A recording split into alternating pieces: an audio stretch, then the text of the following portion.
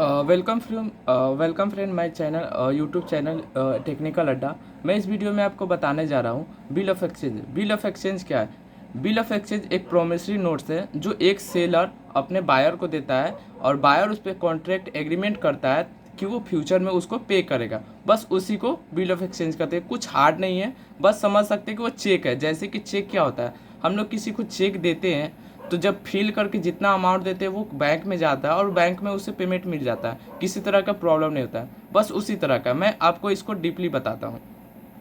जैसे हम लोग मान लेते हैं कि ड्रॉवर हमारा मोहन है, ठीक है, और सोहन हमारा कस्टमर है।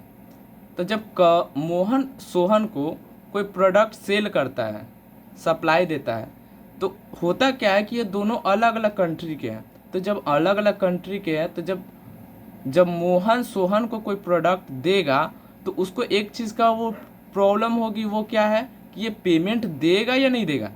तो जब इसको इस चीज़ का डर रहेगा तो ये कहेगा कि नहीं, मुझे पेमेंट पहले चाहिए। लेकिन सोहन बड़ा बिजनेसमैन है, तो उसको ये चीज़ पहले से मालूम था कि इस तरह का प्रॉब्लम फेस हो सकता है। तो उसने क्या किया, एक बिल ऑफ एक्सचेंज बनाया। बिल ऑफ एक्सचेंज मतलब क्या, वो एक एग्रीमेंट बनाता है जिसमें सोहन अपना साइन करके देता है। उसमें एग्रीमेंट में सारा मेंशन रहता है कि इसको पेमेंट करना है। वो ड्यू डेट, जो भी ड्यू डेट रखा गया है, 2 महीने 3 महीने जो भी डेट है उस पर वो पे करेगा। अब होता क्या है कि जो मोहन है, मान लेते हैं कि सोहन ने बोला मोहन को कि 4 महीने बाद पे कर देंगे, लेकिन मोहन को इमिडिएटली ज़रूरत पड़ गई पैसे की। तो ज़रूरत पड़ गई पैसे की तो वो कहाँ जा सकता है, तो वो सीधा जाएगा बैंक के पास।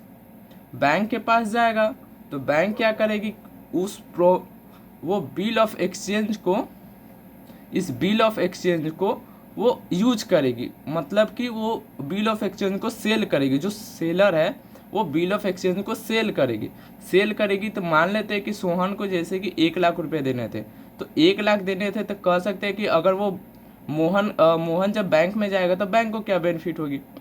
तो बैंक क्या करती है, जो सेलर होता है सेलर को समय से पहले पेमेंट करती है। मतलब कि अगर इसको 4 महीने बाद देने थे इसको, तो मोहन चाहे तो उसको 1 महीने में भी यूज कर सकता। तो 1 महीने में जो यूज करेगा तो वो बैंक के लिए तो वो फिर एसेट्स है। लेकिन क्या है ना कि अभी वो पेमेंट कर रहा है तो इसके लिए रिस्क भी है। तो रिस्क कवर कर रहा है तो इसको प्रॉफिट भी चाहिए। तो प्रॉफिट के लिए जितने मंथ पहले, मतलब जो ड्यू डेट है अगर 4 मंथ है, तो 4 मंथ पहले अगर बैंक 4 मंथ पहले अगर बैंक उसको पेमेंट देती है या 3 महीने पहले, तो वो 3 महीने पे इंटरेस्ट चार्ज करती है। फॉर एग्जाम्पल मैंने दिया है कि अगर 1 लाख इसको लेना है, मोहन को पेमेंट बैंक से लेना है, तो क्या करेगी ना, ये जब आएगी तो बैंक क्या करेगी, उस पर अगर 1 महीने का पेमेंट ड्यू रहता है, 1 महीने का पेमेंट वो काट लेगी। यानी कि कुछ परसेंट कह सकते हैं, 2% वो चार्ज काट लेगी। उसके बाद क्या होगा, जो ड्यू डेट आएगा तो ड्यू डेट को बैंक डेप्टर के पास, जो डेप्टर है जिसको पेमेंट करना था उसके पास ये बिल ऑफ एक्सचेंज प्रेजेंट करेगी और वो सोहन जो है इसको पे करेगा।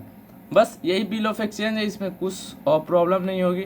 अगर आपको वीडियो कैसा लगा कमेंट में ज़रूर बताइए। अगर कुछ प्रॉब्लम है तो बताइएगा, और भी टॉपिक पे मैं वीडियो बना के आपको शेयर कर दूँगा।